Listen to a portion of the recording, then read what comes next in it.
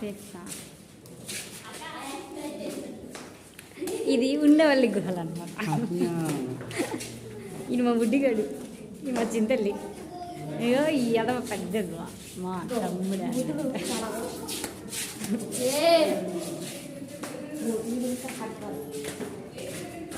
ఇదంతా చాలా ప్రాచీన కాలంలో కట్టింది అన్నమాట.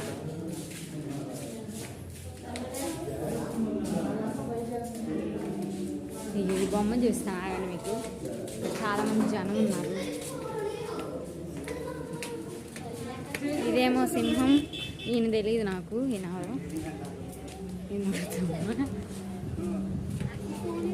అడుగు ఆడ ఉండాలి, మా తాతయ్య లేడు.